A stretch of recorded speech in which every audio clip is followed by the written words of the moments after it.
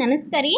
ಈ ವಿಡಿಯೋದಲ್ಲಿ ರೆಸ್ಟೋರೆಂಟ್ ಶೈಲಿಯ ಚೆನ್ನ ಮಸಾಲವನ್ನು ಮನೆಯಲ್ಲೇ ಸುಲಭವಾಗಿ ಹೇಗೆ ಮಾಡೋದಂತ ಹೇಳಿ ನೋಡೋಣ. ಪೂರಿ, ಚಪಾತಿ ಹಾಗೆ ಭಟೂರೆ ಜೊತೆ ಸೂಪರ್ ಆಗಿರುತ್ತೆ ಈ ಚೆನ್ನ ಮಸಾಲ. ಮನೆಯಲ್ಲಿಯೇ ಇರುವ ಸಾಮಗ್ರಿಗಳನ್ನು ಬಳಸಿಕೊಂಡು ತುಂಬ ಸುಲಭವಾಗಿ ಈ ಚೆನ್ನ ಮಸಾಲವನ್ನು ರೆಡಿ ಮಾಡ್ಕೊಳ್ಬೋದು. ಇವಾಗ ಈ ಚೆನ್ನ ಮಸಾಲ ಹೇಗೆ ಮಾಡೋದಂತ ಹೇಳಿ ನೋಡೋಣ. ಅದಕ್ಕಿಂತ ಮುಂಚೆ ಯಾರೆಲ್ಲ ಚಾನಲ್ಗೆ ಸಬ್ಸ್ಕ್ರೈಬ್ ಆಗಿಲ್ಲ ಸಬ್ಸ್ಕ್ರೈಬ್ ಆಗಿ. ಈ ಕಡೆ ಒಂದು ಕುಕ್ಕರ್ ತಗೊಂಡು ರಾತ್ರಿ ನೆನೆಸಿಟ್ಟಿರುವ ಕಾಬೂಲ್ ಕಡಲೆಯನ್ನು ಹಾಕ್ಕೊಂಡಿದ್ದೀನಿ. ಅದಕ್ಕೇ ಒಂದು ಪಲಾವ್ ಎಲೆ, ಒಂದು ಸ್ವಲ್ಪ ಚಕ್ಕೆ, ಒಂದು 4 ಲವಂಗ ತಗೊಂಡಿದ್ದೀನಿ. ಹಾಗೆ ಒಂದು ಏಲಕ್ಕಿ, 1-2 ಟೇಬಲ್ ಸ್ಪೂನ್ ಆಗುವಷ್ಟು ಕುಕ್ಕಿಂಗ್ ಆಯಿಲ್ನ ಹಾಕ್ಕೊಂಡಿದ್ದೀನಿ. ಹಾಗೆ ರುಚಿಗೆ ತಕ್ಕಷ್ಟು ಉಪ್ಪು, ಒಂದು ಚಿಟಿಕೆ ಸೋಡಾ ಹಾಕ್ತಾಯಿದ್ದೀನಿ. ಸೋಡಾ ಹಾಕೋದ್ರಿಂದ ಚೆನ್ನಾಗಿ ಅವು ಕುದಿತಾವಂತ ಹೇಳಿಬಿಟ್ಟು ಒಂದು ಚಿಟಿಕೆ ಸೋಡಾ ಹಾಕ್ಕೊಂಡಿದ್ದೀನಿ. ನಂತರ 2 ಗ್ಲಾಸ್ನಷ್ಟು ನೀರನ್ನು ಹಾಕ್ಕೊಂಡಿದ್ದೀನಿ.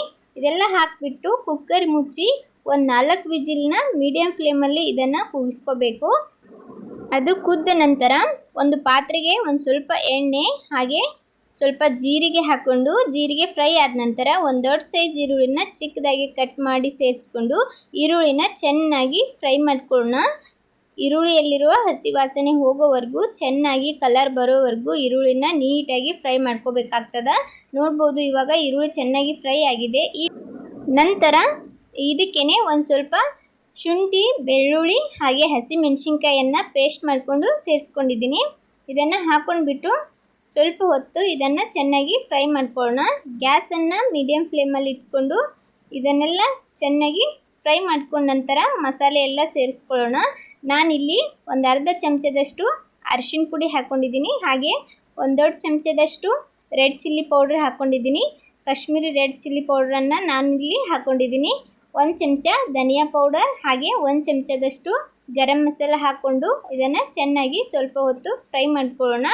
ಎಲ್ಲನೂ ಚೆನ್ನಾಗಿ ಫ್ರೈ ಆದ ನಂತರ 1-2 ಟೊಮೆಟೊನ ನೀಟಾಗಿ ಪೇಸ್ಟ್ ಮಾಡಿಕೊಂಡು ಸೇರಿಸ್ಕೊಂಡೇ ಇದ್ದೀನಿ. ಇವಾಗ ಇದನ್ನು ಸ್ವಲ್ಪ ಹೊತ್ತು ಚೆನ್ನಾಗಿ ಫ್ರೈ ಮಾಡ್ಕೊಳ್ಳೋಣ, ಹಸಿ ವಾಸನೆ ಹೋಗೋವರೆಗೂ. ಈ ಕಡೆ ಕುದಿಸ್ಲಿಕ್ಕಿಟ್ಟಿರುವಂಥ ಕಡಲೆನೂ ಸಹ ಚೆನ್ನಾಗಿ ಕುದ್ದಿದೆ. ಈ ಥರ ಕಡಲೆ ಕುದಿಬೇಕು.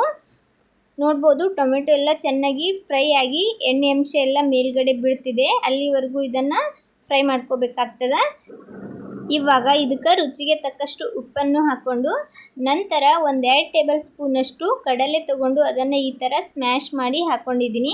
ಈ ಥರ ಸ್ವಲ್ಪ ಕಡಲೆಯನ್ನು ಸೇರಿಸೋದ್ರಿಂದ ಗ್ರೇವಿ ಕೂಡ ಸ್ವಲ್ಪ ಚೆನ್ನಾಗಿ ಬರ್ತದೆ, ಟೇಸ್ಟಿ ಕೂಡ ಇರ್ತದೆ. ಅದಕ್ಕೋಸ್ಕರ ಅದನ್ನು ಸೇರಿಸ್ಕೊಂಡಿದ್ದೀನಿ. 1-2 ಟೇಬಲ್ ಸ್ಪೂನಷ್ಟು ಕಡಲೆಯನ್ನು ಚೆನ್ನಾಗಿ ಸ್ಮ್ಯಾಶ್ ಮಾಡಿ ಸೇರಿಸ್ಕೊಂಡು ಇದನ್ನು ಸ್ವಲ್ಪ ಹೊತ್ತು ಫ್ರೈ ಮಾಡಿ ನಂತರ ಕುದಿಸಿಟ್ಕೊಂಡಿರುವಂತಹ ಕಡಲೆಯನ್ನು ಇದಕ್ಕೆ ಹಾಕ್ಕೊಳ್ಳೋಣ. ಹಾಕ್ಕೊಂಡ್ಬಿಟ್ಟು ಇದನ್ನು ಸ್ವಲ್ಪ ಹೊತ್ತು ಚೆನ್ನಾಗಿ ಮಿಕ್ಸ್ ಮಾಡ್ಕೊಳ್ಳೋಣ. ಇದಕ್ಕೇ ನೀರನ್ನು ಹಾಕ್ತಾಯಿದ್ದೀನಿ. ನಾನಿಲ್ಲಿ ಕಡಲೆ ಕುದಿಲಿಕ್ಕೆ ಯಾವ ನೀರನ್ನು ಇಟ್ಕೊಂಡಿದ್ದೆ ಅದರಲ್ಲಿರೋ ನೀರನ್ನು ತೆಗೆದು ಕಡಲೆ ಅಷ್ಟೇ ಹಾಕ್ಕೊಂಡಿದ್ದೆ. ಆ ನೀರನ್ನು ಹಾಕ್ಕೊಂಡು ಸ್ವಲ್ಪ ಹೊತ್ತು ಇದನ್ನು ಕುದಿಸ್ಕೊಂಡಿದ್ದೀನಿ. ಒಂದು 5 ನಿಮಿಷ ಕುದಿಸ್ಕೊಂಡ್ರೆ ಸಾಕಾಗ್ತದೆ. ಜಾಸ್ತಿ ಹೊತ್ತೇನು ಕುದಿಯೋದು ಹತ್ತಲ್ಲ, ಯಾಕಂದರೆ ಮೊದಲಿಗೆ ನಾವು ಕುದಿಸ್ಕೊಂಡೇ ಇಟ್ಟಿರ್ತೀವಿ ಕಡಲೆಯನ್ನು.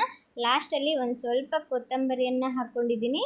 ನಂತರ ಇದಕ್ಕೆ ಒಂದು ಸ್ವಲ್ಪ ಒಗ್ಗರಣೆ ಕೂಡ ಹಾಕ್ತಾಯಿದ್ದೀನಿ. ಒಂದು ಸ್ವಲ್ಪ ತುಪ್ಪ ಹಾಕ್ಕೊಂಡು 1-2 ಹಸಿ ಮೆಣಸಿನ್ಕಾಯನ್ನು ಮಧ್ಯದಲ್ಲಿ ಸೀಳಿ ಹಾಕ್ಕೊಂಡು ಒಂದು ಸ್ವಲ್ಪ ಶುಂಠಿನ ಚಿಕ್ಕದಾಗಿ ಕಟ್ ಮಾಡಿ ಸೇರಿಸ್ಕೊಂಡಿದ್ದೀನಿ. ಅದಕ್ಕೇ 1 ಟೀ ಸ್ಪೂನಷ್ಟು ಖಾರದ ಪುಡಿ ಹಾಕ್ಕೊಂಡು ಇಲ್ಲಿ ಒಗ್ಗರಣೆ ಹಾಕ್ತಾಯಿದ್ದೀನಿ. ಈ ಥರ ಸಿಂಪಲ್ಲಾಗಿ ಒಂದು ಒಗ್ಗರಣೆ ಹಾಕ್ಕೊಂಡು ನೀಟಾಗಿ ಮಿಕ್ಸ್ ಮಾಡಿಕೊಂಡ್ರೆ ಆಯ್ತು ರೀ. ಮನೆಯಲ್ಲೇ ರೆಸ್ಟೋರೆಂಟ್ ಶೈಲಿಯಲ್ಲಿ ಚೆನ್ನ ಮಸಾಲ ರೆಡಿ ಆಗ್ತದೆ.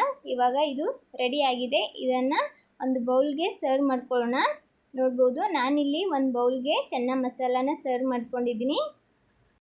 ಈ ಬಿಸಿ ಬಿಸಿಯಾದ ಚೆನ್ನ ಮಸಾಲವನ್ನು ಬಿಸಿಯಾದ ಪೂರಿ, ಚಪಾತಿ, ಭಟೂರೆ ಜೊತೆ ಸೂಪರಾಗಿರ್ತದೆ.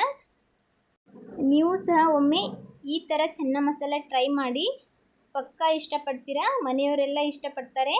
ಈ ರೆಸಿಪಿ ನಿಮಗೆ ಇಷ್ಟ ಆಗ್ಯದ ಅಂದ್ಕೊಂಡಿದ್ದೀನಿ. ಇಷ್ಟ ಆದ್ರೆ ತಡ ಮಾಡಬೇಡಿ, ಒಂದು ಲೈಕ್ ಕೊಡಿ. ಇದೇ ಥರದ ಇನ್ನಷ್ಟು ರೆಸಿಪಿಗೋಸ್ಕರ ರಮ್ಯಾ ಮನೆ ಅಡುಗೆ ಚಾನಲನ್ನು ಸಬ್ಸ್ಕ್ರೈಬ್ ಮಾಡೋದನ್ನು ಮರಿಬೇಡಿ. ಯಾರೆಲ್ಲ ನನ್ನ ವಿಡಿಯೋ ನೋಡ್ತಾ ಇದ್ದೀರಾ ಎಲ್ಲರಿಗೂ ಧನ್ಯವಾದಗಳು.